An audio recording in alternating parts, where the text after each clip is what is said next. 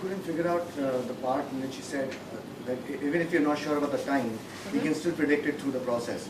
Now, for instance, in cancer rehab, we might not know the time. Likewise, in educating students as well, we might not know the exact time bound. I mean, when is it completely going to happen? Like in what? In education, I didn't sorry, understand. I'm sorry, I'll clarify that. For instance, if you're trying to impart certain vocational education, so the skill level of the student might not be that proficient after 3 months or 6 months, and the student might take a very long time. And we know the process as well of learning how that has to be imparted to the student. So in that case, how do we deal with it? So there are two parts to your question, right? One is to say that now, how do I know how much time it's going to take? That is part A. Second, if each child is going to have a different time by which they're going to achieve it, right? Then how do I set those goals, right? Your question number one, really your model and your pilot will show that. So you're going to pilot it with a group of say 30 children. You're going to pilot whatever you're going to do. Suppose if it is a vocational activity like, just give me any example. Candle. Sorry? Like making a candle. Making a candle, right? You're going to teach children how to make candles.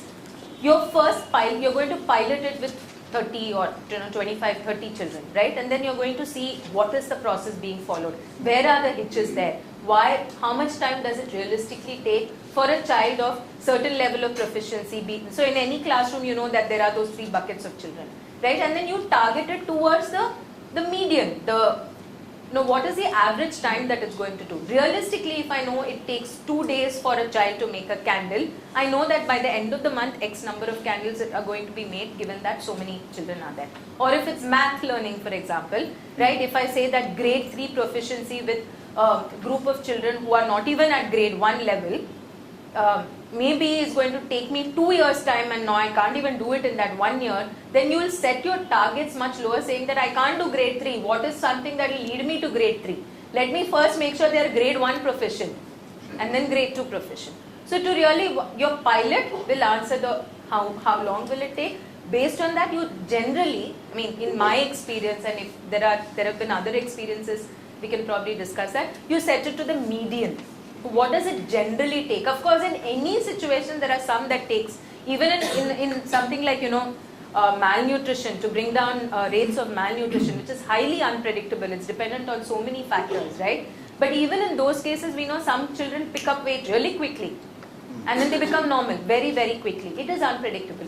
But generally, we know that it takes 3 to 4 months of time for a severely malnourished 2-year-old to become normal.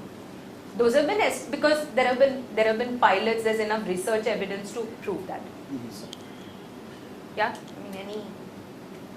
Okay, sorry, so I was like, in that case, I'm just a little confused, so I might frame my question the wrong way. But if that rehab, that whole time slot, it's not fixed. So as goal setting, we have a certain figure in the pilot, but it keeps going up and down. So in that case, how do we set the goal? I mean, but that's what I said. Generally it takes X number of time. So you have to. It is based on your pilot and it's based on earlier research studies. Okay. Unfortunately, there is no more scientific. I don't know if I'm making sense, but what I usually do is have an A and a B. I have got like 2 sets of goals.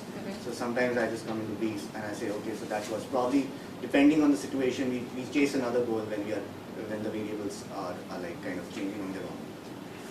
So we don't know what kind of students we will get, and all of a sudden, if we can't make it work with those kind of students, we go to another trajectory all of a sudden.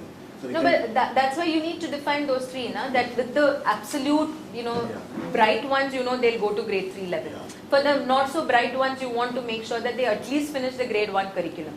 Yes. And for the others, you define certain competencies that you make sure that they are. So again, to being very clear what you want to do. Do you want all of them to achieve grade 3 level proficiency? Maybe that's not a realistic goal. If they're not, if some of them are just basic numeracy itself is a problem, then that would be a little bit difficult. So clarity of what we want to do with each of the groups is absolutely, absolutely critical. Then you pilot it so that you know the norms.